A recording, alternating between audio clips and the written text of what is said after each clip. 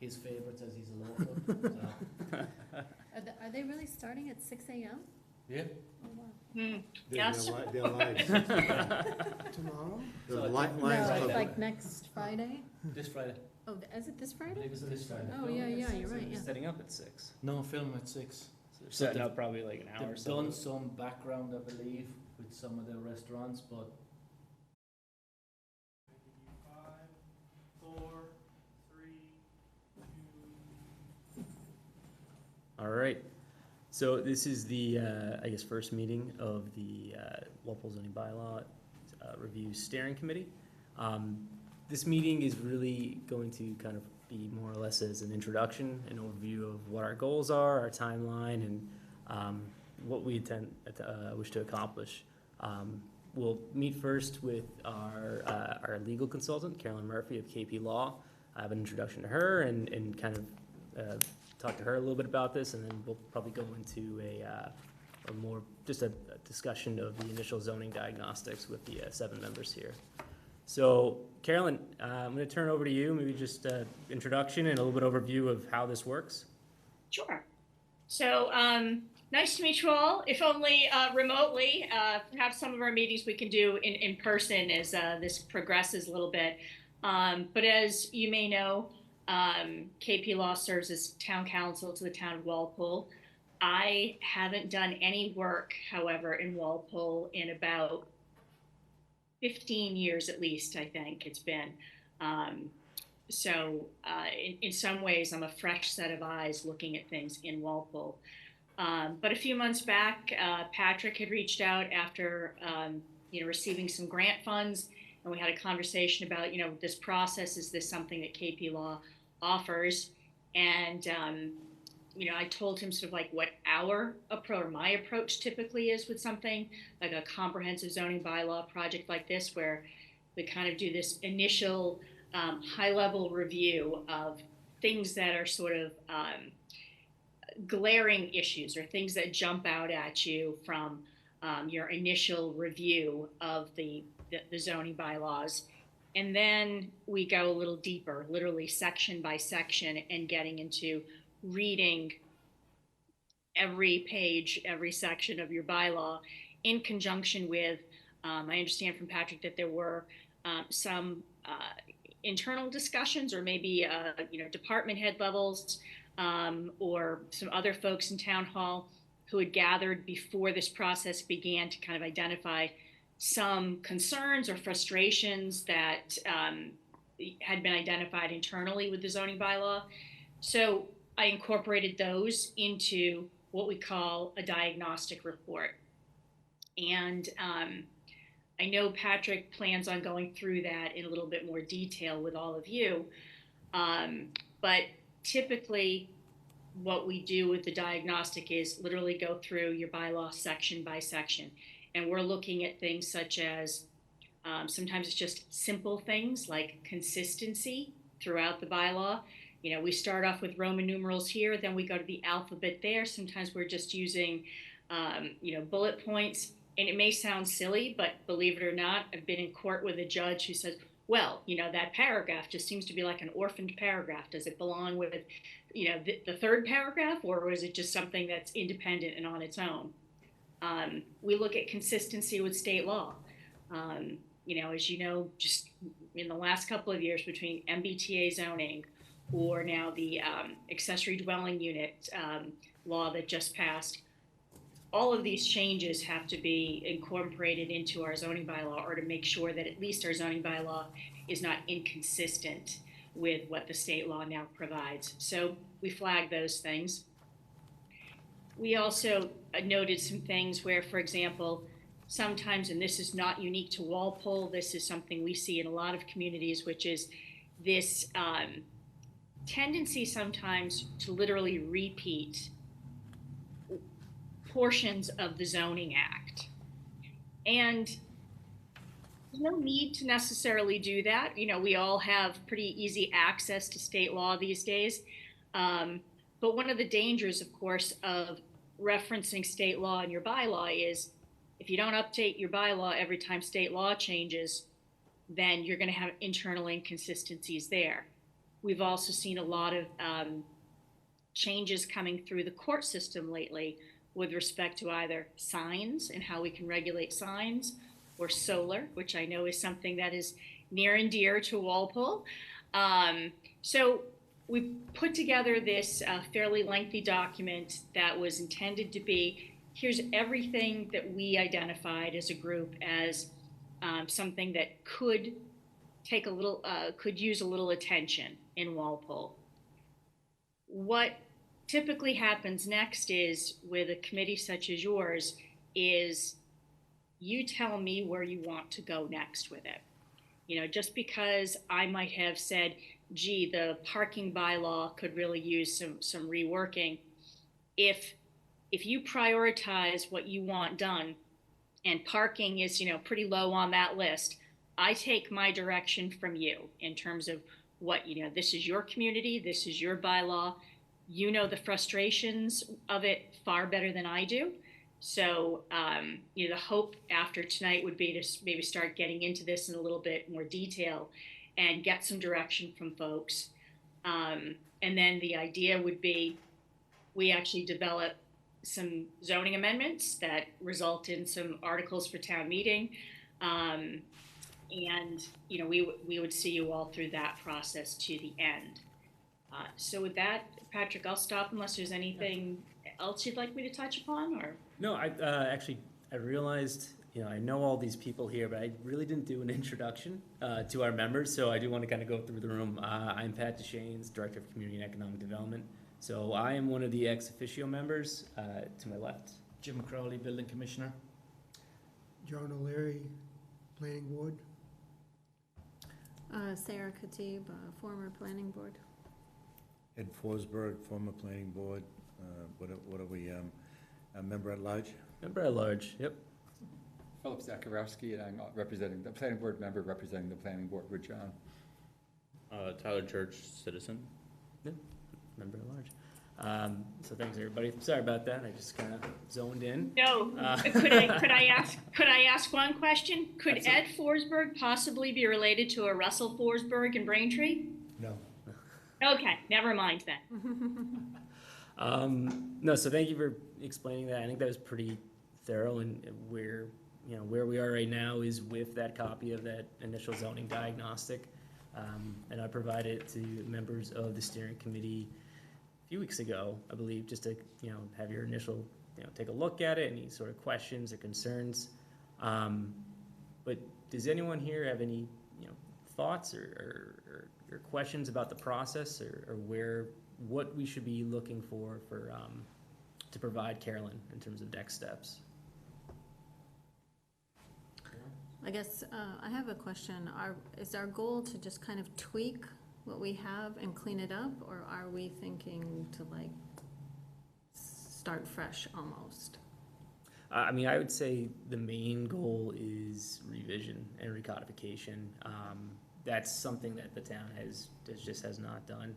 I know we talked about that a little bit, Caroline, in terms of the phases and going forward. Going first, looking at cleanup, then possibly looking at more or less our table of use, dimensional regulations, and then possibly going section by section for more kind of comprehensive changes. So I don't know if that's something that, I think that's more or less what we discussed in initially going over the scope of work. Correct me if I'm wrong there, Carolyn? No, I think you're right. And we had even talked about at one point, are we doing this in over phases, say over multiple town meetings? Are we just going to try to attack a couple of bylaws at a time? Or do we go for it all and we just completely rewrite this? One of the things I was telling Patrick is my experience is that, when you go for a complete rewrite of the zoning bylaw from an author's perspective, and that would be, I'm the person back here, writing and redlining and all of that, it's preferred by the person who's putting this all together, because we make sure that all of the terms are consistently used throughout and the format looks the same, and we usually can pick up on things when we're doing it all as a comprehensive whole. The downside is, you know your town meeting better than I do. And I've been to town meetings where someone will get up to the podium and they'll have something that looks like, what used to be the old phone book, the thickness of something like that they will slap down on the podium, and they will say, have you had a chance to read this and understand what all of this is? I don't understand what all of this means, so I urge you to vote this down. If that's something that resonates with you, that yes, this is something you've seen in the community, that doing a complete rewrite might just overwhelm folks, then maybe we do want to break it down into smaller phases and roll it out to folks to say, we're going to do the use table, the dimensional table, maybe the definition section first, and we're going to get to these other things. But bear with us, we're going to do this over the course of 2 or 3 town meetings, however long it happens to take to finish the project. That's entirely up to you folks as to what you think the right tempo would be. John? As a town meeting rep myself, looking at it from a town meeting perspective, I can see, I think the good idea is a total all-inclusive idea, but I don't see any way of applying that all into one town meeting. It's probably going to have to be spread over at least 3. Also, the idea is each section that's being rewritten needs to be a separate article, because otherwise one article is going to throw everything off. If there's one hang-up, you've lost everything else you're working for. So when it comes time to make it articles, each section or each identifiable area should be a separate article to make sure that you don't lose everything when someone comes up and says, no, this is wrong, we shouldn't vote on this. And you lose 4 or 5 sections because one section's a killer. Phil? Yeah, how have other towns done this to be successful when maybe there was some expectation that there might have been a lot of disagreement if doing it all at once? Has that worked out for? I'm seeing less and less like comprehensive rewrites all done at one town meeting. And I think it's, usually I have this kind of conversation with folks that it's a lot. It's a lot to absorb. It's a lot to expect town meeting members to feel prepared to vote on. And as one of your members was just saying, if somebody suddenly gets hung up on something in Article 3, for example, there's the unintended consequence that tweaking something on the floor of town meeting to Article 3 might also impact Articles 9 and 11. But we're all focusing on 3. So there can be those problems where we've then got to come back at a future town meeting and do all the cleanup based on the floor amendments. Most of the towns that I'm working with on zoning bylaws lately, they're doing it in phases or defined articles at a time. They might be taking on, say, half a dozen articles that a committee such as your own has identified as, this is what we really need to work on first. Last spring, I think I did about 10 articles, say for the Edgartown town meeting.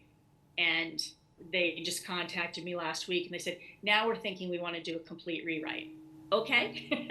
I don't know if that's ultimately what they're going to do, but most of the towns I'm working with, they pick, say, half a dozen articles at a time, but they recognize that it's going to take, could take 4 town meetings before we get this all done. And sometimes folks don't have the patience for that either. They'd rather not lose the momentum, if you will. So there is a disadvantage as well to doing it in phases. Well, I think the phased approach is a good approach, but any way we do it, I think we should have like public engagement or engagement with town meeting members to, kind of go over things outside of town meetings so people understand it and can ask questions. Well, I know most zoning article changes, they come before planning anyways for open meeting. Would expect something of a similar nature would be done for everything we do here. That's a good idea. Something, oh, sorry. One other item that came to mind is, just looking at the front page of the diagnostic report, it recommends reordering some of the items, the sequences and such. One of the things we want to make sure is, when we finalize what we're gonna do, we're gonna want, this is what it was, this is what it is now, a conversion chart, so that everyone who's used to this can now find it in the new ordering. Yeah, Ed?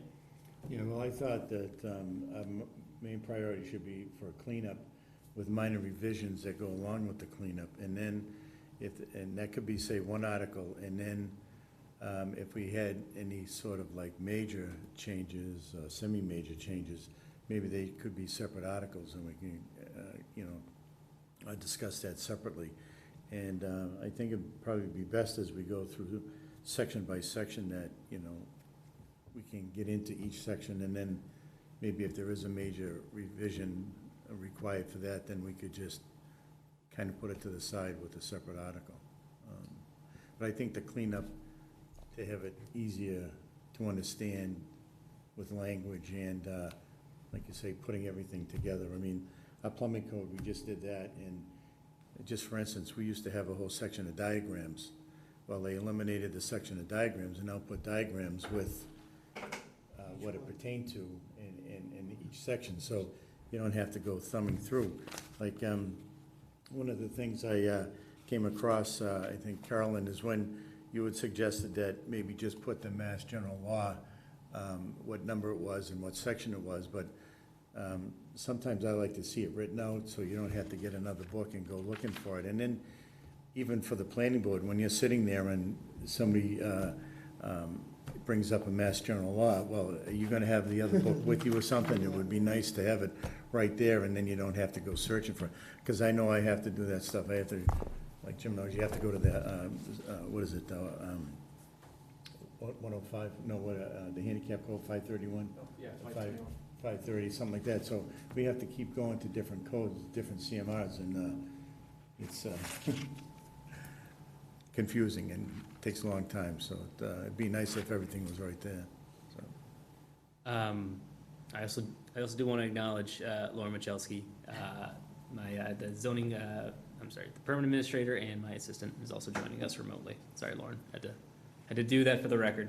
But no, Ed, that's a good point. I mean, we can, part of our discussion after talking with Carolyn is to kind of go over some unresolved questions and some, obviously the initial kind of thoughts and opinions of the zoning diagnostic. But while we do have Carolyn, I do want to kind of bring up, so as this board meets, we want to kind of, dive into that zoning diagnostic and then provide Carolyn with an update of kind of questions we have, where we want to go with certain things. Carolyn, in past experience, is that more or less what's worked for doing zoning rewrites? It does.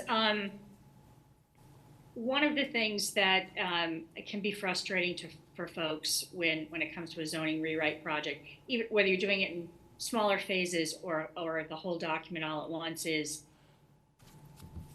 that there's always a sensitivity to wanting to keep the legal costs as low as you possibly can. And I recognize and respect the budget, and I try very hard to always work within that budget. If you want to get the most out of those grant funds, a lot of that discussion can take place without me. For example, if you're going to have a discussion as to whether or not you want to increase the minimum lot size for one zoning district, it's not a legal question for me to say whether it should be 20 or 40,000 square feet. That's really a policy decision for you folks to make. So I think that in terms of some of the meetings that take place, I think there's going to be a hybrid of meetings where you're meeting without me, and then I'm probably hearing from Patrick, a day or two after the meeting has taken place to say, okay, here are your marching orders the steering committee wants you to focus on these articles first. There may be others where, as we start getting into the drafting, I may have questions. You know, we might come across something in the text where I say, what would you like to do with this? Or there may also be some situations where you as a steering committee might have some questions about, well, what is the impact, you know, if we actually implement this change, what might that mean in terms of some, you know, existing uses or structures, et cetera. There might be some times when we all meet together, you know, with me. There might be other times when you're meeting on your own and either deciding what you want me to do next, or maybe you're reviewing some work, drafting work that I've already done. You know, the Attorney General always asks for a red line version.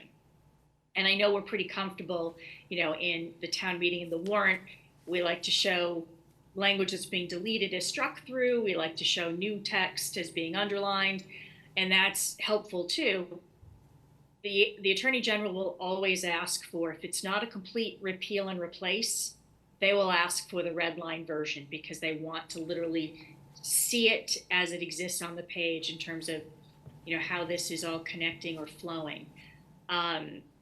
So I would be the person who's preparing like that document, you know, whether it's in the smaller pieces, you know, article at a time, or whether it's then, you know, keeping that master document based on any changes that you want me to make. And I would do that, and then through Patrick, provide those revisions to you to look at. One other thing before I also forget is, as far as public involvement, which I think is a really important component of this. Most of the communities I work with, when they do a fairly significant rewrite, I mean, obviously, yes, you're well aware the planning board ultimately has to have a public hearing on any zoning amendments. And tonight, if anybody wanted to join you as the steering committee, they could be at town hall, and they could certainly, you know, listen in and offer their comments at any of your meetings if they wanted to. What I also see some boards decide to do is to actually hold a series of like public forums. You know, like they will perhaps do like a survey of some sort to folks, or they will put out a schedule. They'll say, you know, we're going to talk about, we're going to cover all of our like housing and residential issues at this meeting. Please come, tell us your thoughts and comments. And maybe the next one we're going to talk about dimensional components, or are there some uses that should be added to our use table because we haven't quite kept up to, you know, to speed with maybe some changes with respect to technology or new uses that might be out there. You could kind of break that down and invite folks to participate and offer their comments. Two observations on that. I fully support the public engagement aspect of it. I still find that folks, it's kind of disappointing, but you don't necessarily get the folks that you hope to attract to these discussions. And you're still going to go to town meeting and still going to have those people who say, well, I knew nothing about this, or I don't know where this is coming from, or I didn't see this as being a problem. And then the other thing that I do see, however, is that sometimes developers will show up at these public forums. And I'm not saying that they aren't Walpole residents, and you know, that it's certainly an open meeting and they are welcome to come. But sometimes it's good to know that they might be coming at this with a slightly different perspective than some other folks. But still, I think it is, from your perspective of being able to go to town meeting and say, we asked folks what they think works or doesn't work, and we try to incorporate that. You know, I think it goes a long way towards passage of the articles if you've involved the public as much as you can. Right. That's some very good information. So, Phil? Yeah, I just want to say something very quick. First, I applaud this effort, and I want to mention that the Master Plan Committee, which I was chair of, that this was one of our recommendations, was to do this audit. And the master plan also had some specific recommendations in areas that have been covered in the, you know, in the review. So I just want to say there is there certainly was support for this effort. Well, it's well needed, I know, in a lot of discussions, so, and then if we do it in pieces, which may be the way it needs to be done, we want to make sure, though, that we have that, the overall structure so that things are going in the place it's gonna be, and that we do it fast enough that there's gonna be continuity, that people who are working on it are gonna still be the ones around, so that there was a sense what the vision is. You wouldn't want something to go on for years. So that would be the danger, that things wouldn't be completed. Yep. So, Yeah, I agree. Even if we bring it forward in pieces, which is probably a necessity, we want to get the overall plan in place first, so that everything we do is consistent with one another. We don't want to fix this and then find these two pieces mean you have to change it again. So we want to make sure we have a consistent whole before we bring anything forward, I think. Yeah. So I kind of like that. I don't know, if, Carolyn, you heard that too. So I mean, that's kind of fits along. I bring up the grant, but at the same time, this is a project that's more important than grant money. We can work around that, but trying to get that comprehensive, rewrite. Even if we are able to accomplish that, we still phase the approach of bringing it to town meeting. So, like I said, John, so for consistency, it's put together, and then if something should happen, and maybe, 2 town meetings from now, it can be addressed, but overall, it looks the same. It's consistent with what our original intention was, so. Yeah, because I know in the first page, you talk about moving the definitions up to the front. And if that means reorganizing, suddenly this is not section 3 anymore, it's now section 4, we need to make sure all our references will be going to the correct places, yeah. So at this time, I don't know, Carolyn, if you have any other initial things to kind of address to the board for the first meeting, or before we go into our kind of discussion? No, not unless anyone has any questions they'd like to ask of me. No, Phil? I just wondered, it's a little bit unrelated, but I'm just curious, are towns doing form-based zoning?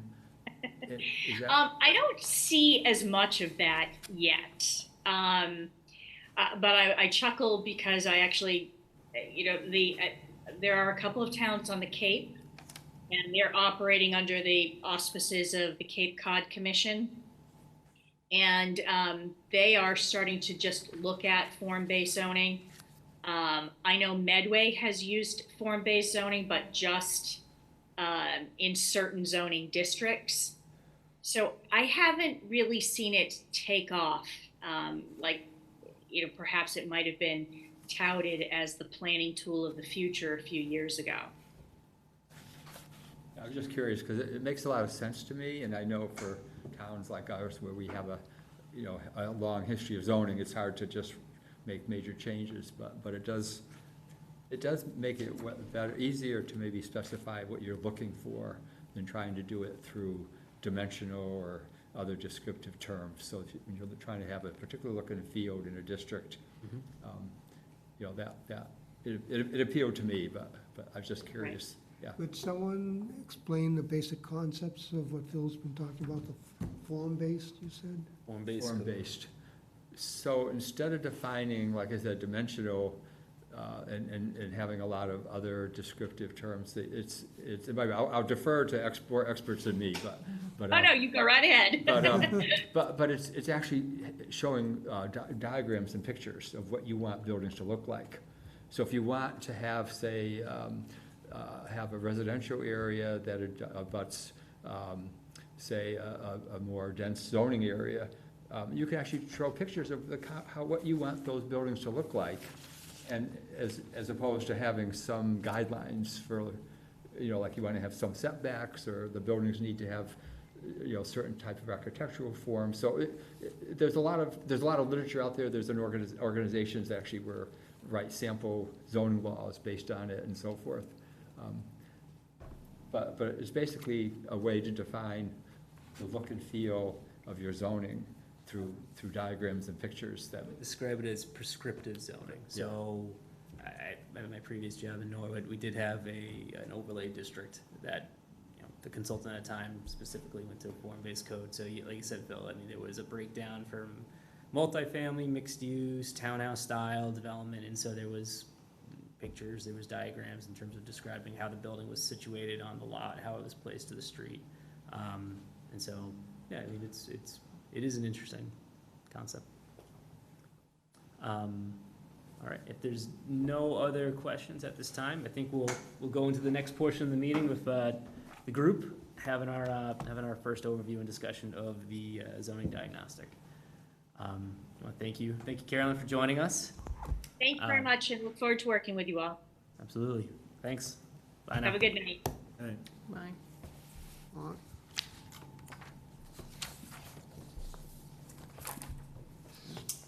All right. So, being that it's the introduction meeting, and I know we all had our first look at the zoning diagnostic form, I don't want to go over just if anyone has any initial questions about, I know John was bringing up some of the information within the form, but is there any initial kind of like feedback that we want to go review, or just going through section by section?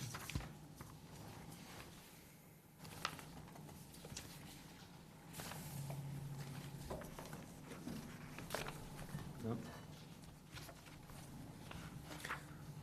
Do we want to hear from the building commissioner? Any thoughts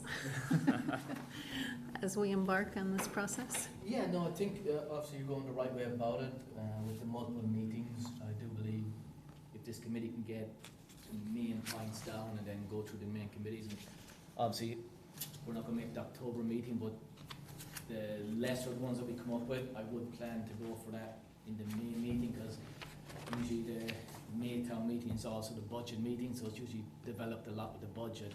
And we keep the more substantial changes probably to the next October. So that's when we have more time at the town meeting, we can discuss it more. It gives us a nice frame from, I think in May, if we get the smaller bulletin points through, we can move forward to, it gives us from May all the way to October to go with the bigger changes and get more feedback from the public or developers or anybody that wants to have any input. But definitely like the way they're proposing, probably 3 town meetings, would get this committee to kind of, rather than, as you said, in case we get fired tomorrow for all we know, I won't be involved in it.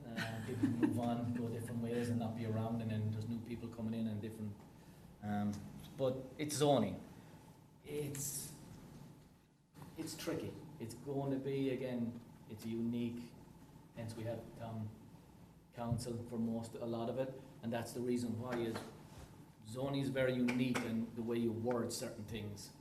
You think you're going one way and it actually throws you a different way. Or, again, I treat zoning like a game of chess. Just because you say one thing, we have done it. We're also obviously a stretch code town. We have the MBTA coming.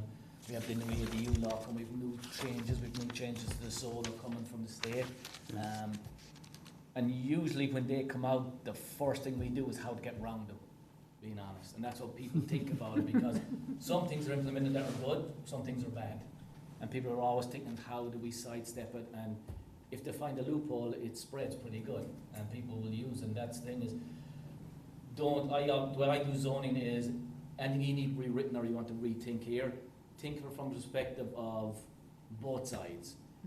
Like I talk in the middle. I've been to planning board, zoning board, and I've been talk to people, and they'll always say, oh, you're in favour of this or you're not in favour. I'm going, when it comes to zoning, there is no favour. And that's what you got to think of when we're trying to figure out some zoning is, there is no right or yes, no. You're not in favour of it. You have to look at it both from the town's perspective and from a developer's perspective.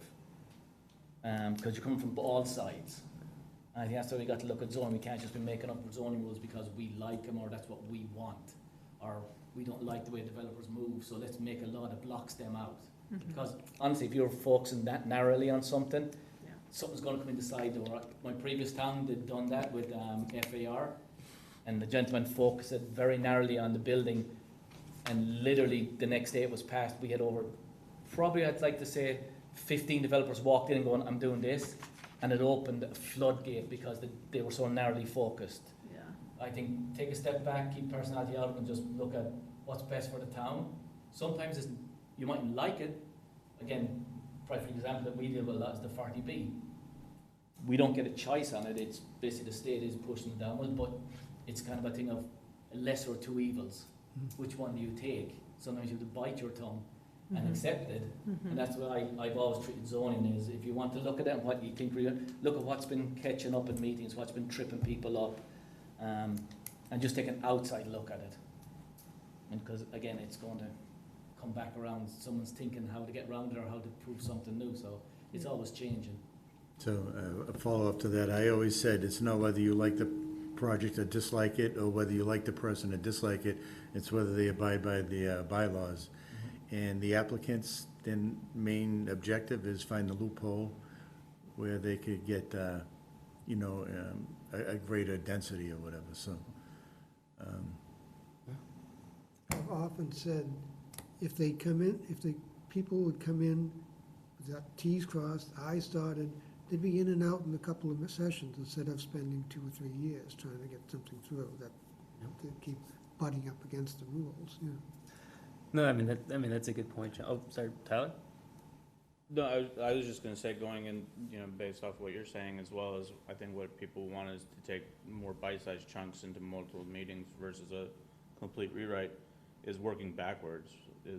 Would it be better to work with the smaller, less, sort of involved sections, knowing that like something like the definition section, right, covers a broad range of things, the uses covers a broad range of things. And so that way we don't have to worry as much if we forgot something and we threw that up there and then, a May meeting, but a year from now, when we're talking about October, we're like, oh, well, we forgot to put that in the May one and now we have to go backwards. So more of a, strategic way of just taking bite-sized chunks of, especially ones that we know are easy passes and we know that we can clean up language and we can use that as the language going forward.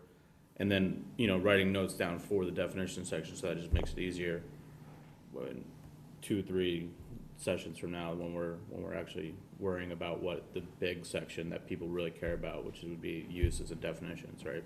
Yeah. What's everyone's thought on that in terms of, so you bring it up, Tyler, looking at it almost like I said, reverse of what we were talking about, rather than just, here's our goal for May town meeting. We're gonna work, throughout that time on trying to address in our meetings each section by section, but then May town meeting, it's that general cleanup article. But you bring up a point, Tyler, if you go with the section by section route, do you prevent any sort of missed information or missed opportunities to clean up portions of the zoning? I don't know what anyone else's thought is on that. It can lead to that, because just to Tyler's point, just to give an example, accessory structures. If you look at accessory structure, it's in 4 different chapters. So if you were to focus on just one chapter and go by chapter, clean it up, you're going to lose out as you move down the line, saying, oh, we passed this and then we blocked off this, or we opened the floodgates up. To that point, that's where I think, as you go through it, and hopefully I'll be able to help too, is if we do find something and I go, well, it also jumps up over here that we can do like a review of it, going, it also shows up in these chapters, so let's plan for, we'll do chapter 1, 2, 3 now, knowing that it's going to trigger something in 7 and 8 down the line, so we can plan ahead for it too. So if we omit it in this, it's coming in the next, or if we put it in this, it's coming out of that one in the future. Yeah. With the end goal being The that interconnectivity of the it's sections, recodified to a point where it makes sense, and not having four versions of it in 4 different sections, because we were just taking small bites.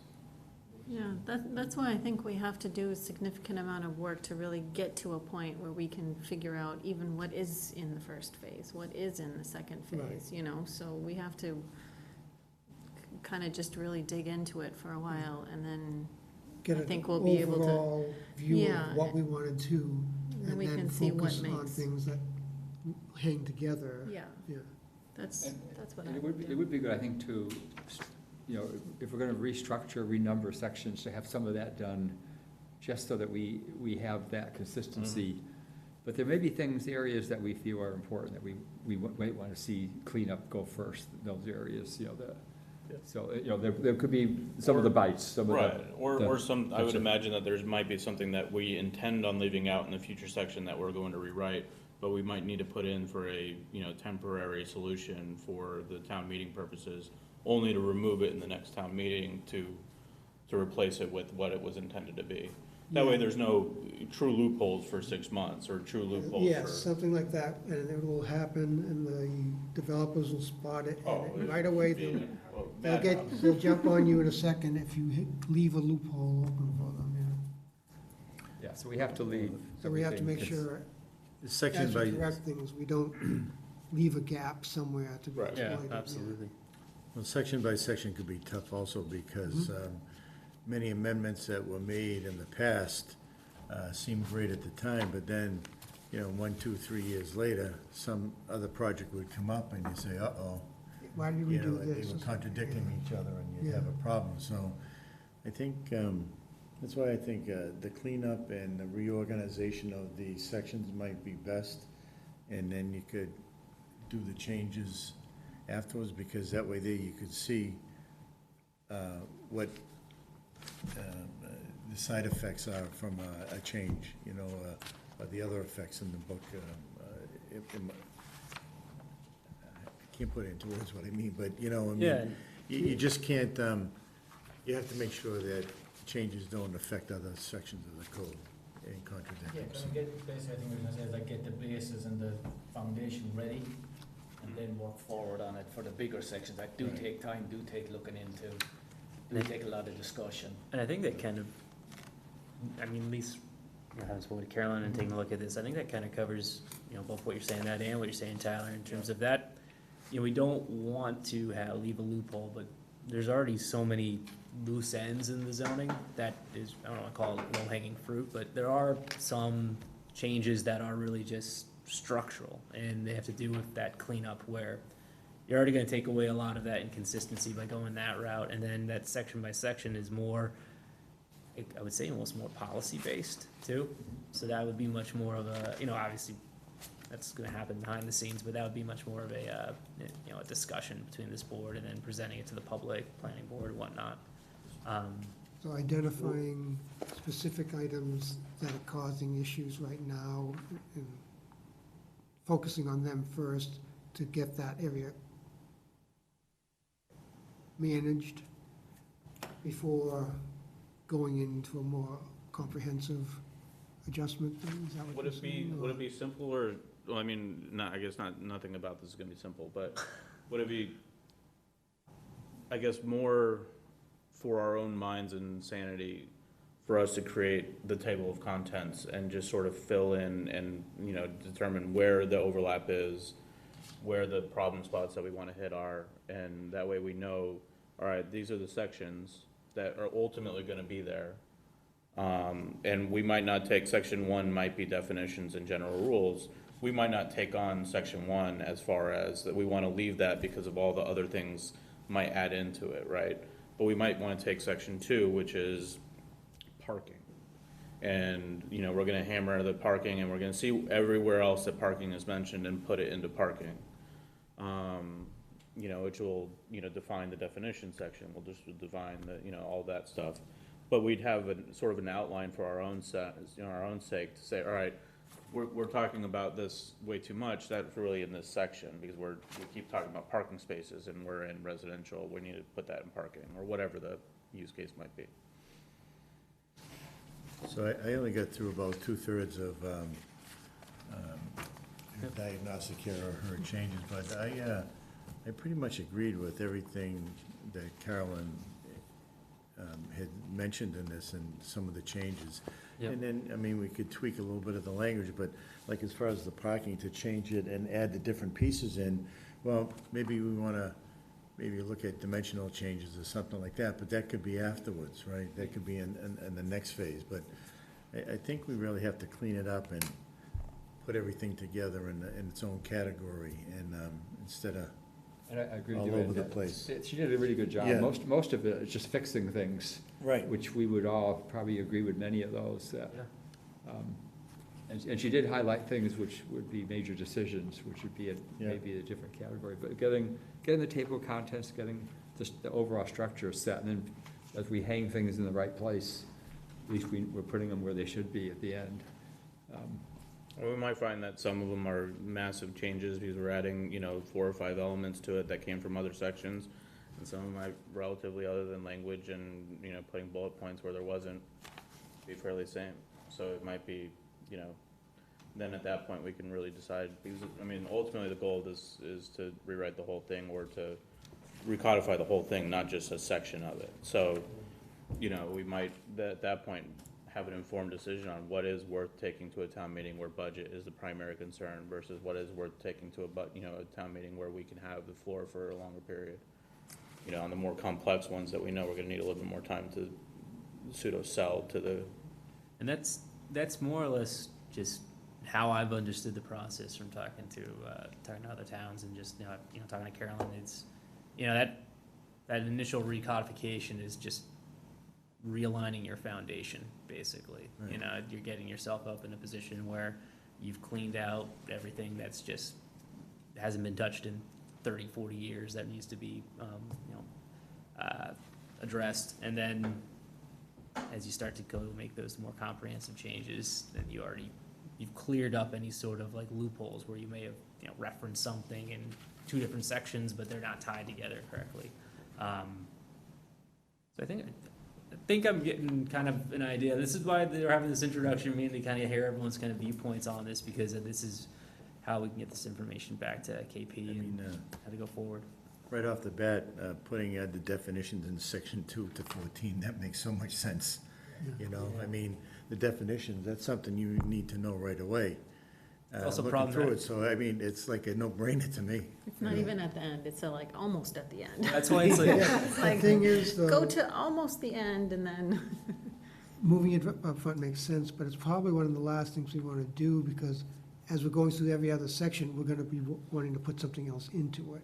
yeah, just because it's section Because 2 it's doesn't gonna be mean the it's last the thing, first we thing wanna we're make sure gonna hit. everything is in there that needs to be Yeah, explained. and that's what she says to do. She says you would do it at the end, but doesn't mean we That's- can't, yeah. we can't do it as we Yeah, go but- along. but you're right. It's just Put that it you're up in putting it in front the where right everyone place. can article, you find can't everything, change yeah. section Yeah. 14 to section 2. That's Yeah. a quick, simple Yeah. fix, so when you're Yeah. going forward, it's already in the right place for you. Yeah, because Patrick, you might know the answer. I mean, I don't think there's anything that says that we have to bring to town meeting like an in order section by section. So No. if we choose to, bring to town meeting section 7, 14, and 32, that's what we bring to town meeting. Hope it's not section 32. No, that's exactly right. I think that's, I mean, I also thought, when she said, sometimes don't use shall, or whatever, I had a continuing education class one time, we spent over an hour just in grammar and language, shall, may, approve, with approval know. or something like that, so, it's, and then what do we have? Shall is mandatory, may is optional. Accessible and readily accessible, so we were going on all of this stuff for a long time, so I was wondering, she had like shall, she wanted will do instead of shall. There was someplace in here, and I would, And it can get tricky even just, again, with shall, may, and, or even a comma, when it comes to the zoning. yeah, right, like, English is one way, but when it comes to zoning, it reads one way, but in zoning, it's actually interpreted a complete different way, so just by adding a comma, yeah, an and or an or, can completely, what you think it is, and that's why, obviously, there's a lot of zoning cases, there's a lot of zoning attorneys, because of that. Because the wording that you think that most people read as, it's straightforward English, is actually not when it comes to zoning. So just by adding those small little things, it can change it major. I And I know mean, in I think past there's something to be town said about, meetings, the legalese of using shall and may versus using more generic terminology, because the confusion point between may or should do versus shall and may, if the push comes to shove, if KP ever had to get involved because there was a zoning issue, there's no one's gonna ever win if it's a shall, right? If they didn't do it and it's a shall, that's just, I know it's over town with. council in the past has always said shall doesn't mean anything. It doesn't have any binding effect on anything.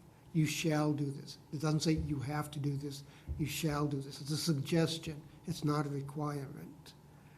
So the shalls really cause more problems Well, than it anything. depends on the context. So, I mean, that's where, having that legal review, because, you know, we passed zoning recently, you know, whoever hasn't passed zoning 10 years ago, they may have used a word that they intended for a certain purpose, but is, like, as Jim said, 10 years later, they're like, no, that was the wrong terminology to use back then. And so I Language almost changes. default to having that legal eye, because, you know, we can obviously address anything that we disagree with from KP Law, but we can have that legal explanation of why they see it that way.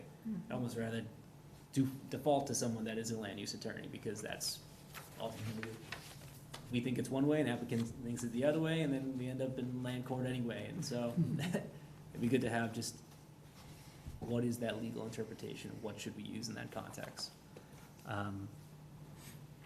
Yeah, I think in terms of how we want to go about doing this, I don't know if we want to go through the entire zoning diagnostics tonight, or if we want to kind of plan for a future meeting of addressing, you know, sections 1 through 5, or maybe not 5, that'll be a big one.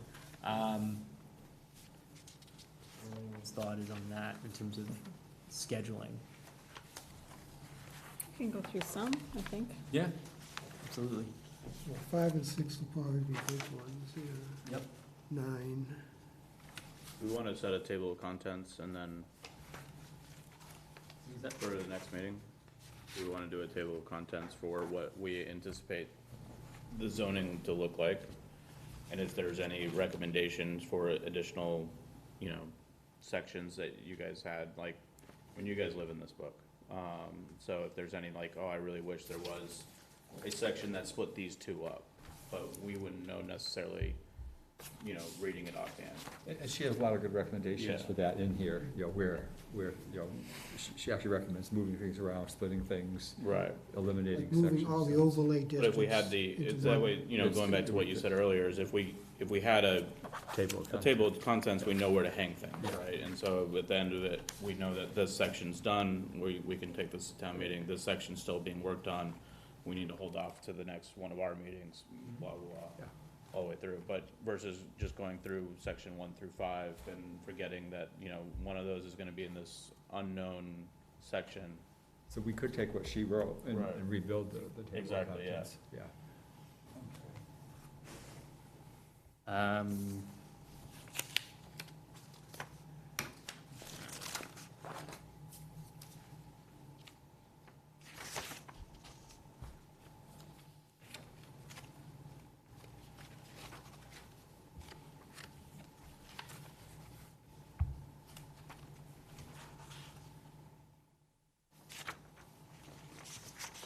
Where was it in here that she had those split?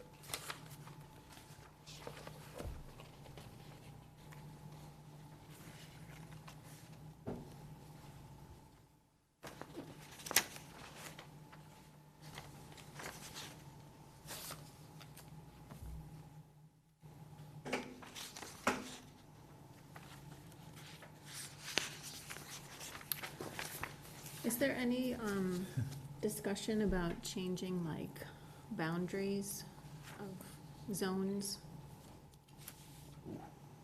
She has it in, Not the she has map. it in here, right, she questions a couple things on the zoning maps. But, Yeah.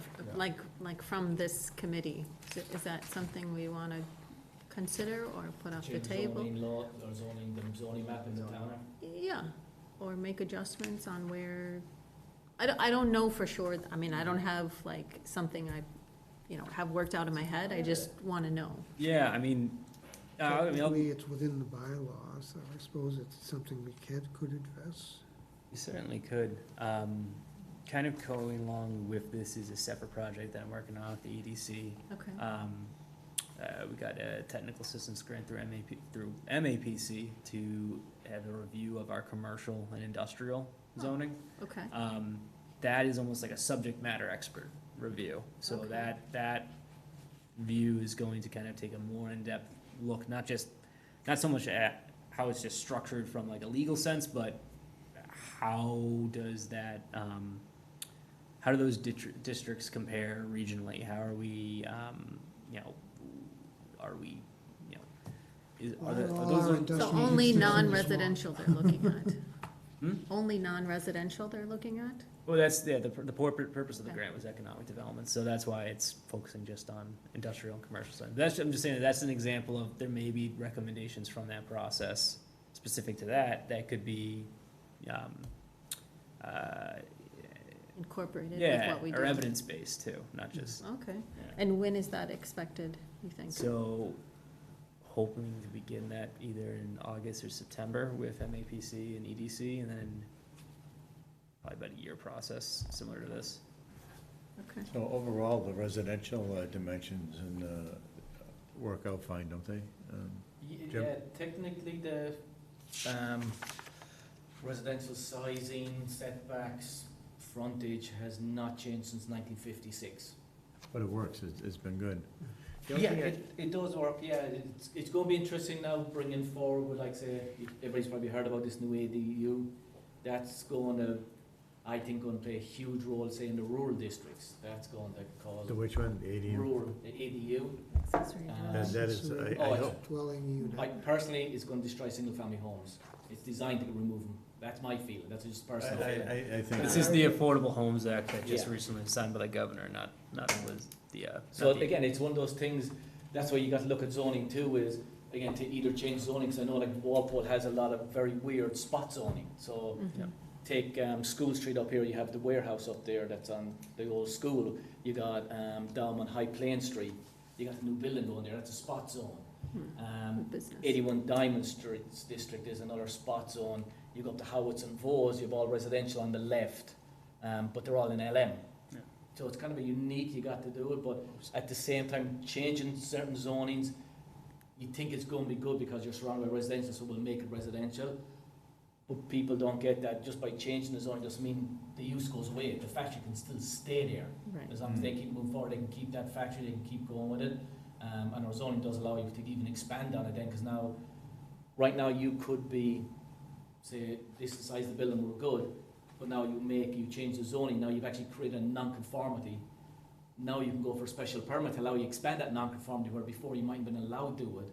So it opens up loopholes. That's one probably, it'd be good to see the guys that Patrick has coming in to help with that side of it, because that is probably one of the biggest, in my opinion, that if you're going to change zoning lines or boundaries, you could actually affect the person, because again, if you tweak a zone and you incorporate someone who has a residential home and you actually move a zone and you put them into LM or industrial, now they have a residential home that was fine, it's now non-conforming, Mhm. but in LM you cannot do any residential. Now you can never touch it again. Yeah, So could that's kind affect of- I people think it'd be selling their easier. house. and- Yeah. Yeah. So now you have a house that you can never do anything to, and you're going, well, it was worth $1 million, now it's gone down, because everybody knows I can't touch it, I can't increase it. Yeah. Because even from our point of view, we're starting to see that a lot more, because again, Walpole is starting to take off, and people are coming this way, and everything's coming this way, but people are starting to come in, asking if someone's selling land, selling a house, what can they do? It's not what's there, it's what can they do. They're looking for what they're going to be able to do, so. It's weird, we do have weird spot zones, I know some people don't like them, some people do, but you also got to watch, yeah, it's a great idea to change it, but what's the trickle-down effect that can come back around on you again? So you got to go, yeah, I'd love to see it here, but what's the effect that by doing that? Part of the- That's like High Plain Street, I'm surprised, I didn't realize that was commercial right there. One of But the- they probably should have changed that to residential when they did, right across the street. That whole area in there was rezoned about, I don't know, 10 or 15 years ago, maybe longer. Oh, it must be even longer, maybe like 20 years, I believe 25 something years. happened 20 years ago where I think Roach Brothers were coming there. Right, there was supposed to be a supermarket going in there, and, That's a perfect example of, And they love don't it, yeah. think of what you want to chop despite you just, right, that's why I'm saying, leave personality out of it. Yeah. Leave it developer, people say, oh, you don't like this developer, you don't like that developer. Yeah, if you get rid of developers you don't like, there's guys that are 10 times worse going to come here because they'll see the opening. right. So when you think of, I always take a step back going, okay, if we change something or if we do this, okay, it's good from my point of view, but now look from their point of view, going, what opens up to them? And that was an example of it, it was meant to be Roach Brothers, I believe, 20 years ago was coming here.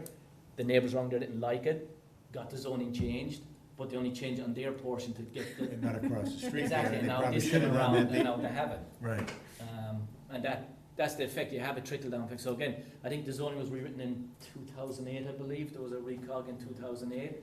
Some things were put in that were good, Yeah. Some things were, it's obvious they were put in for personal choices.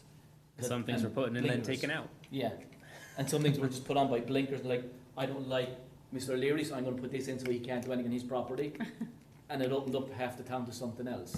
Mhm. And that's what you got to watch for, is, there was only, there's spot zoning, that's a major, I think a major one. And that would take a lot of rewriting our votes to, because it is, again, you could be doing what's good, but you could also at the same time be irritating the owners that are living there going, well, I'm residential now, you just pushed me out. Yeah. So I don't wanna ignore the zoning map, but I almost feel like we need to Go out. We need to get the bylaws really kind of, that's the focus of this, more so than the zoning map, because I think once you get this settled, then you can take that more in-depth look at, you know, like I mentioned, the commercial industrial, you know, we're a community in Massachusetts, we thrived around the river for energy, and that's not always, you know, that doesn't really work in the 21st century. Maybe those areas would be better suited for residential, and maybe commercial's better suited on the highway. The mill might come back. What was that? The mill might come back. You never know, you know? I mean, what makes me nervous and hesitant, the ADUs that, you know, there's a lot of people that paid premium prices for their lots and build their houses, and then next door, are you limited to one ADU on a lot? Yes. So, No? no, Jim not says no? necessarily. See? It does So below. as of So- right is one. Oh, okay, well, But as of there's a right, yeah, special permit that can get you multiple. yeah. That couldn't, I I mean. gotta review you this, talk so about- there, I'll send you something. Yeah. Since this changed, there's a bunch of different webinars that are going on, kind of similar to MBTA for, trying to figure out what exactly are the implications of this. So I think once we can learn more about that, then Yeah. that's something we're gonna probably need to incorporate.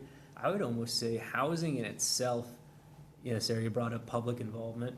I think that's a good idea if we get into that as a policy discussion, because that is a much more encompassed, you know, that's a larger topic than just the seven of us. That's something that you probably want That's to where get. we're gonna get the biggest pushback at Yeah. town meeting too, I Yeah. think. Yep. So- Something on the ADU and that, but the MBTA, I honestly would, what you had said earlier on too, is that's where we definitely need town council's input. Because not only will they see our town, they're all going to see what's been coming from other towns as well. Mhm. Like I know some towns already have them as a special permit. As I thought you were on, I have a friend who's a developer. He's buying up town or houses in a town, building standalone ADUs, then selling them as two families, and he's making a fortune, but the local neighbours are all going insane. And he's like, I'm here to make money. So that's what we got to watch. Again, there is a few things out there that people are saying one thing or the other. I think with something like that, we have to look at it, but use town council, definitely use town council's input on something that severe, because that is going to be, I don't think we'll see much in the centre of town. I think out in the rural side of town, you're going to see that being pushed a lot. That's going to be a Yeah, interesting that's, one. we're always aware. I mean, obviously MBTA was a few years ago, this is now, and there is certainly, you know, this is an action coming from the state, but, you know, we want to be compliant, but we want also, like I said, this is your town. You want your town to be zoned a certain way, to be laid out a certain way, and so having that, that chance to make those changes now, as opposed to having it pushed upon you, I think that's really important, to try to make it look how you want it to look. Like I said at town meeting there, my little speech there, the legislators, they're really making a mess of all of this, and they want to take control of everything. And then, I don't know if you've been seeing some of the articles in the Globe about how all the behind closed doors and the power that the presidents have, the Senate president, and them, it's awful. And we gotta get term limits or something, because, I mean, little by little, they're coming in and they're taking away all of the local zoning. And, you know, Yeah. local zoning makes Walpole what it is, Norwood what it is, you know, all these towns, and you're taking it away. And it's, I think it's gonna be definitely pretty. unique to Massachusetts. I think like New Jersey maybe is similar in terms of just a lot of the rest of the country is based upon, you know, it's county-based. And so each town having the opportunity to kind of craft how it is laid out is certainly something that's important to Massachusetts, I think. Yeah. Yeah. I think with the zoning, when you're looking at it too, you got, just looking at it from a point of view is, yeah, these things have been basically forced down your throat, so how do you move your town in that direction to give you, so show that the state, we are doing it, but you don't enforce what they're trying to push down. So it's like, say, like, a lot of towns, including ourselves, obviously, the solar. The case, the Waltham case was a perfect example. The judge responded going, how much solar do you have in your town? They had like 2%. Yeah. And they're like, well, that's nothing, so you're going to do it. We were kind of pushed in the same boat. You don't have, we have overlay districts, and they're like, well, that's not good enough. You're going to take this. So the same with like, we've tried before on, look at the zoning, like our GR is a prime example. We have a very small GR. So when people are saying, well, we're trying, if you're looking from a court's point of view and someone appeals you, and they're like, well, what do you have for a GR? And you're like, it's very small. And I think when we done the numbers, It's like 5% of the town's 5% of the land area, town, something like that. and Yeah. I think close to 80% of a GR can't have any more than one family, a single family home on it anyway. So even if you are in GR, you're stuck with a single family home. It doesn't, I think on that side, Patrick did try and change it, and I agreed with him. It's locked out, so that's what you got to look at too, is the zoning is, don't lock yourself out thinking you're going to stop something, because honestly, if that's the way it keeps going, the state are going to step in, and they are going to force something. Like, again, I know they put restrictions and they put things on it, but just to give an example of, like, we all know 40Bs. Part of the state original law was like, yeah, this is to help housing as long as you keep it in conformity with the neighbourhood. We have 3 5-story buildings going on Summer Street. That was approved, it's a 40B, it's approved, but the state said, oh yeah, it's keeping in conformity. There's 3 5-story buildings going in. There is no 5-story buildings around it, so the state's threshold is minuscule. So, like, that's it, would you put GR here? What do you do with Highway Business District? People are complaining about the big buildings in downtown. Our zoning allows it. So that's the funny part, is to try and change the parking numbers, the height restrictions, something, saying it's too much in there, going, yeah, but the zoning hasn't changed in the centre of town. I know Patrick tried to change the parking count, that got shot down. The size of the buildings are still the same. Patrick, again, one of the things you done was you changed the Highway Business District, the height to match downtown. And that was kind of, will we, and eventually did pass, but there was pushback on it, and we're like, you could build a bigger building with residential, with more cars in the centre of town. You can't do a single residential in the Highway Business District. Personally, if I'm living here, I prefer to see all residential and all the big projects on Route 1. Like, you don't go down Route 1 for the scenic view. You go from A to B, and most cars down there drive like missiles, because that's all you use Route 1 for. It's a travelling road. It's not for, you don't drive down the Sunday Drive going, oh, pretty buildings. Because obviously you can see you got Foxborough on the left with Gillette Stadium, and Norwood on the other side. It's all commercial on that, because they pushed it out from the centre of town. I think we need to look at some of that as well, is if you want to keep downtown nice, I think we got to bring down some of the restrictions to match similar to the MBTA zoning, because that will be the avenue.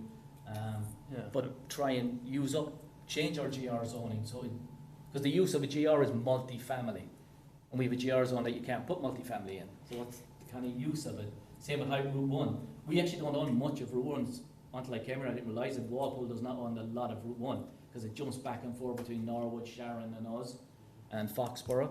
But the parts we have, that's where I would prefer to send all the 5-story buildings, all the residential, all the cars. Put them on Route 1. They've got access to 95, 128, 93. That's a perfect spot. You live there, you get in your car and you go to work. I'd like to see that, and keep the centre of town the way it kind of is right now. Keep it with the smaller buildings. But right now it says you can build, like we have the Union. Yeah, no, so Jim, I guess what I hear you saying is section 5 and 6 are gonna be very controversial. Because that's essentially where you're getting at, talking about you're talking about dimensional regulations. I mean, all that is, it's definitely, there's an element of just like policy decision. What's, not just people's viewpoints, but what is the collective benefit for making any sort of change? Like, are we looking at it in terms of, what is the economic vitality of a certain location? I'm thinking more commercially, as well as, if we're thinking of residential, a lot of the land has already been developed. Are these changes necessary? Are we thinking of potential redevelopment? And that's always kind of the thing that maybe you don't think of in the moment, where it's, it's been set like that for decades, but, you know, as we're seeing now with the MBTA zoning being the thing, with the ADU change, and with kind of like, you know, this is, while the state has been saying it, there are facts behind facts behind why those changes have occurred, and that's due to a lack of housing stock. And that's certainly not Walpole's problem, that's a state problem. That, you know, I think Walpole's done pretty well in terms of having diversity in the housing stock, but overall, those are changes that I think, you know, while it involves residential, are more long range, and maybe they weren't thought of at the time when, you know, the rural, the RB, the RA, those districts were set up, because, you know, you're thinking of having your, 56, like. yeah, and you're thinking of having your town look a certain way, and I think those are hard decisions to make, though, in terms of changing it. Sorry, Bill? Yeah, I just want to say one thing about this, but I actually was going to say something different, but bear with me. Yep. So I mean, one thing about the housing and, you know, the 40D projects and the MBTA law is that, you know, towns didn't do enough to really make housing so we have more affordable housing.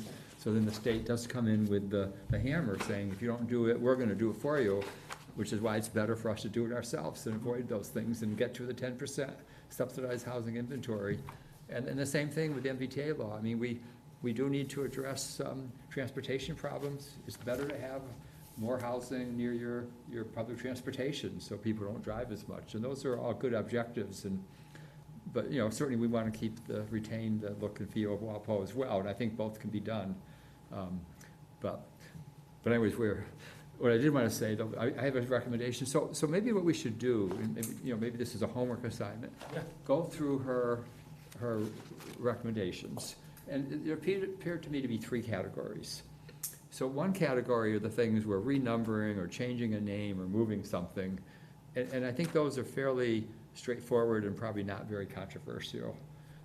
Then there's a set of things that look to make a lot of good sense, but they're in between. You know, people may have some concerns or not, but they're fairly straightforward too, like putting in the in section 2.3 on page 3, you know, the planning board 2.2, you know, she summarized the duties, she rewrote basically the duties.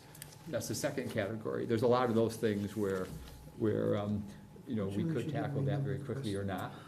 And then the third are the things that are more policy changes, bigger things, you know, like the use table or like solar or the parking. Actually, many of those are very important for us to, I think, to do at some point or another.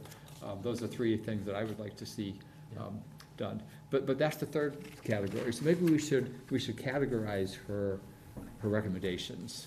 And you might want to use different categories, but that was just one suggestion. Yeah. And then you could take all the organizational things off the table. You know, you're basically redoing the table of contents based on that, and you can almost come up with a zoning bylaw just to do those. And that may or may not be controversial, I don't know. I know I was on a rules committee once for town meeting, and we went through and fixed all the typos. And we did get a lot of feedback, why did you change that? And it was surprising to me how, you know, everybody wanted to know why you made those changes, even though they were fixing typos or inconsistencies.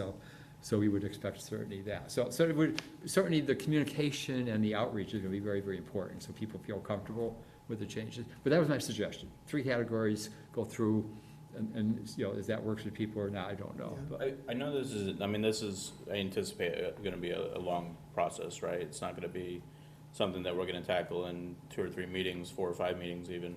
But, so, I mean, with that in mind, like, I know that, like, the more substantive ones, the ones that are more controversial, you know, if we save them all till last, then I feel like, unless there's a way to sort of safeguard it at a town meeting, where we put them up for different articles, so that they can, you know, they can vote up, down, and differently on each of them versus as a whole.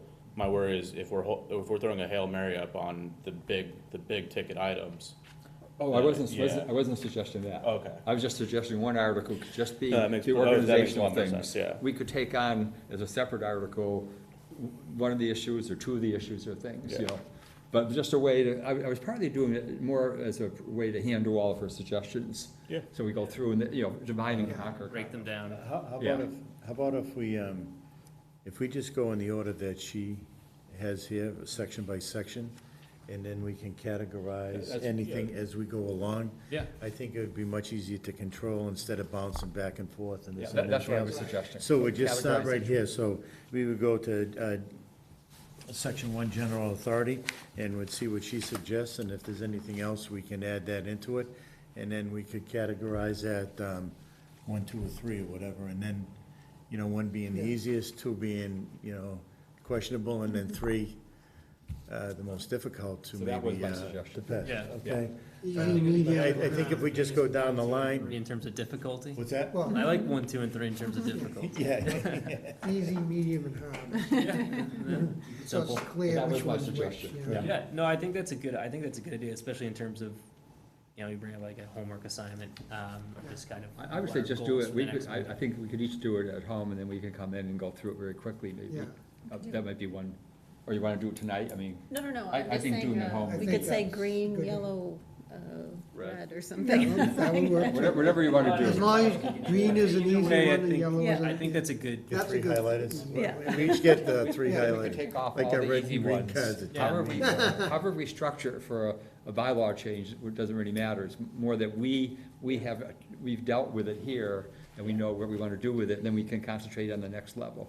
no, I think that's a good idea, because this can be overwhelming, because it's the Yeah. entire bylaw, and the bylaw, it's a lot of pages. So, I think that's a good kind of jumping off point in terms of, maybe independently, everyone kind of go through this, see if you wanna categorize just 1, 2, and 3, 1 in terms of, yep, this is a non-controversial, simple decision.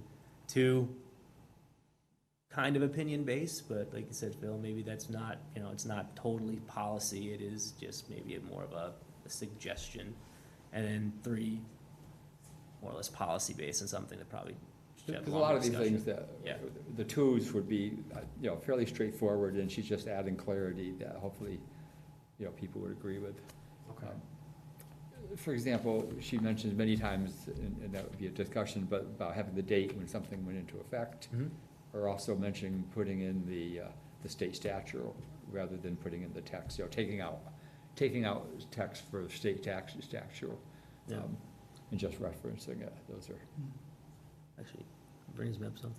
So you had a good point in terms of having the, Mass General Law reference, not just reference, but like written within to the zoning. Yeah. This is just an idea. It just thickens the book, yeah. It thickens the book, but would it make sense to almost have Mass General Law as like an appendix too, or is that? If The it only independent, problem you mean, I would No, it foresee looks like about appendix, having the CMRs in the context of our zoning bylaws Yeah. is that they change. And if they change, we would have to change. Yeah, Yeah. and you would have to There's keep track, and you have to keep revisions track of and it. Who's Right. keeping track of And it? that's what she says, I think, yeah. But that would be another discussion, at least we can see where she Yep. outlined. Whereas if we enumerate the reference to it, right? Mhm. If someone were to look that up and it was recodified on Mass General's site, or if it was rewritten, it will always reference the new bylaw that they are referencing. So it wouldn't put us, in effect, outdated instantly if the next session changed one thing. Right. Yeah. And that's something that could be picked up and corrected at a later town meeting if the bylaw changes. We're changing this because the state law has updated, we're just keeping in conformity with the state. That's something that's easy to get through, if we just, True. I guess it is kind of opinion-based in a sense, in terms of just keep it as, Mass General Law, chapter 48, section whatever, or spell it out. But. I mean, ideal would be nice to have it spelled out, Ideal- but some of them could yeah, take up Yeah. 2 or 3 pages of it, so. ideally it is nice, but Um, it's, Maybe as we're going through it, would you be able to pull up the Mass General laws or something Yeah. to let us know what it is, and, Yeah, so, just so we can reference it or absolutely. something, because, No, You of need to course. wear a white wig when you're reading it, though. That way we know that's your CMR voice. No, that totally makes sense, yeah. So I just want to mention something, if people are looking up the 48 law, there is the state has an annotated version of it, because it can be hard, when you read the actual law, it's just continuous text. So the annotated law, they break it out into, if you can see here, into subsections with titles. So it makes it a lot easier to read it. I can send you the link of this if you don't know where it is, but I find it a lot easier looking things up to have these titles. Because otherwise, the law doesn't have this. It's just one continuous. I think it's helpful, yeah, if you could Yeah. maybe send it to Pat and he can send to us. But I'll also send a link, I went to a presentation at one, is it CHAPA, I always get that, but it was on how to write zoning bylaws. And I found it very useful, guidance, some of that's in her writing, but it's also useful for us to know as we think about rewriting things, because it has to be done very, as we know, very carefully, and. That's a good point. Yeah, and the Citizen Planning Training Collaborative is also another organization that does offer, well, Yeah, and I don't think they're free courses, but either way, we would pay for it. It's one of the two, and it's on their webpage, that you can access it. Oh, without- perfect. Without being a member, yeah. I think we want to leave this in a point of, all right, we have our goal for the next meeting is come in with kind of a breakdown, 1 through 3 for each of these recommendations from Carolyn, and then we'll try to find a way of just kind of categorizing it and then getting that information, or actually taking a more in-depth look and putting some of those things to a more or less a redlined amendment. Ed? I was gonna say, do we want, you think we should take section 14 and put it up to 2 now? Go over it, or just wait till we get there and then move it later, or? Well, I don't think we need it for the second meeting. No. What's that? I don't think I we think need it it- for the second meeting. I mean, maybe it's one of the first things that we do, but. Yeah, I'd- it's an I'd easy like to fix, and that'll see- probably be accepted, but we want to check and make sure where the references to definitions is, and it says 14, and now we have to change this to 2. Yeah, That also means right, yeah. every other section beyond that changes its number too. Right, Yeah. right. That's Yeah, true. I that's- do think it's something that could probably be, Yeah, I think, part of that. I think most of us agree that's a good idea. That could be one whole article, just making all those changes even. Yeah, I think that's where we're going with that, Yeah. in terms of that first article being Just a correction to that make correction it article. a more readable. That might be able to go Bylaw. into October. wouldn't be able to go in That won't- October. that won't Warrant's happen. closed. closed. Yeah, unfortunately. It's August, we're not gonna talk about something. That'd be the The easiest one. timeframe, It'd yeah, to be get it, awful hard to put for it hearings before and, planning too, but. Yeah. Yeah. No, it'd have to be May. Yeah. All right, so that's kind of our goal. We wanna think about scheduling next meeting? All right, so we're gonna, the first 3 sections, we're gonna review. We're gonna look through this, right? yeah, So go the through document, we're gonna go through the document, everyone We're gonna independently. go through the document and then relate it. Categorize it, I guess, Categorize 1 it through to 3. A, based B, upon- C, red, yellow, blue, or red, yellow. whatever color you wanna use, or. I guess 1 through Okay. 3, Really. and in like 1 being as that simplistic, 3 being that's gonna probably be a much more in-depth discussion. And then once we categorize it, at least we can kind of provide that to Carolyn as, let's start to kind of draft that red line version of the 1s, the 2s, the 3s. Is that kind of where, Yeah. for Yeah. everybody? 'cause I think so, Yeah. yeah. The 2s to me are where she says the wording should be changed to make the definition clearer. Yeah. That, Yeah, we- It's- that would require a little more we're not discussion, because changing people may something, have we're different just- opinions of it. reworking the writing so it's clear. But it's not a it won't be controversial, like, The three redoing the Use table. use table or something. It's gonna be Yeah. tricky. Do you know the last town to recodify? The last town, I don't know. You don't know. I know towns do it pretty frequently, but I don't know the last town. I mean, I was just curious if I I s- could look at their new ones that passed and that's a see good what, idea. Yeah, take a look. I did talk to, see what did Yeah. pass in Yeah. in It's a interesting to similar look what other sized towns town, have yeah. done. it's a good idea. It is, yeah. So maybe I'll reach out to Carolyn and see who she's worked with recently. If we have just a name, get a name of a town, and can provide you with a link. You could take a look at their bylaws, see how they look. Yeah, because I know that they probably also have the similar thing where it's been, however many years and Yep. there's overlap and all of the above. Yeah. Great. So, got an idea of what we're doing for the next meeting? Do we want to think about scheduling? Yes. What that would be?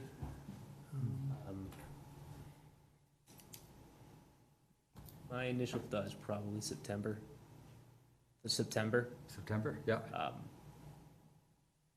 because I know it's end of the summer, if anyone has any remaining plans or getting ready for school or whatnot. Were you thinking of keeping it as Monday? Monday usually works just because no other board It's meets on a no- Monday except occasionally ZBA. Yeah, but- that's what I was thinking. Lauren, does the ZBA have any Monday meetings in September? No, not in September. We have, Wednesday, September 4th. Yeah, so Yeah, so we don't have any. there in doesn't seem to be September. any conflicts then, yeah. Alright. So I guess put out there September 9th, September 16th. I have a conflict that date, but I don't wanna cause a problem if, 'cause there's always gonna be a I don't problem. think I have any real issues any day, so I Okay. can try to work around. There's always gonna be a problem, so, Yeah. yeah. All right, so are all Mondays gonna be a problem, Phil, or is it just that? It's just that one just that Monday, Monday? yeah. Monday the 16th? Was that the 9th or 16th? It's the 9th is a problem with me. Okay. 16th would be The Does fine. the 16th 16th work for everybody? 16th is fine with me. I know that is the backup day for zoning, but we should be fine. I don't think anything on the 4th is, I don't think so. And our next meeting after that's October 2nd. So I don't think, I feel like the cases that we have could always wait till October 2nd. Yep. All right, so why don't we put in the 16th and if 7 PM works? So in the interim, so, Does 6 o'clock work all right for anybody, or, a little early? I mean, I commute from Boston, so 6 o'clock is, I have to leave at 4. All right. 7 o'clock works for me, Okay. if that works for That's everyone else. Yeah. You Yeah. have dinner and then come. I think in terms of maybe trying to, be cognizant of the time, because I know we want to try to, to get to 2 hours, I think anything after that is just bad. If anyone, as you look at this and review it, if you want to get your responses to me, maybe I can try to categorize that, so we come into that meeting with, that initial breakdown already, and then we can just discuss that. All right, so September 16th, 7 PM, correct? Yeah. Same room then, Patrick?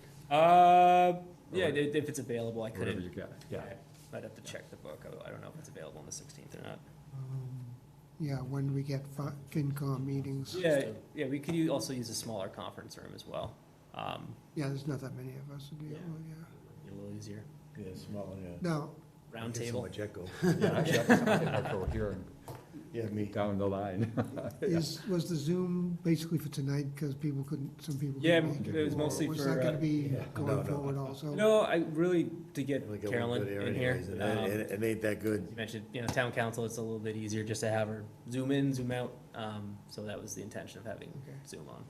But yeah, in person, I think just works a little better for discussion. Now, will they be open to the public? Can any of the public come into any of these? Yeah, I mean, meetings? every meeting we post, it has to be a public meeting. Everything's publicly Okay. accessible. That's I'm just the just wondering nature. if we do have to go to another room, would there be room in another room for the public if it happened to come? Yeah, good point. I mean, 116 is a little tight, but in general, I don't know if what's available Yeah, I on don't the know 16th really. yet, so I'd have to check. Okay, I'm just raising a point, that Yep. might be an issue. But, This isn't like the state legislature behind closed doors and, no. and at the cigar bar or whatever, we, If it was like the Yep. state legislator, we'll just wait like another year and a half and then come in and throw a whole big change right at So 3 in the morning. It's Yeah, it's the actually article- embarrassing, It's Yeah. so bad. the article in the paper had them, yeah. going to like a restaurant, or that famous cigar bar, whatever it is in Oh, yeah. Boston. Is that on the hill? And as long as they talked politics there, they could claim it on their campaign funds and pay with their campaign money. And everything's done behind closed doors. We were more or less told that we shouldn't even ride together if we were on the planning board. right. Yeah. We shouldn't even ride together in the same car. And there was one time that we had a meeting right down the hall here, and there was a lot of commotion. One of the guys got up to shut the door, and one of the town Selectmen's room? town manager said, you can't close that door, you have to leave it open, this is an open town meeting. Once it's So we executive have to session. ask them Yeah. to move along, so, yeah, different Yeah. set of rules, they make all the rules, right? Do what I say, not what I do, We're right? thankful for the Boston Globe, by the way, for covering all those. You see those articles? Yeah, I get the Yeah, Boston Globe. but let's see if Yeah. we get some, let's see if they do something Just about it. for, just to make it a little bit, so we wanna let's do a motion to adjourn. Motion to Second. adjourn. Motion to adjourn. By John, and then, all right, all in favor? Aye. All right, Thank you, thank you, Patrick. everybody.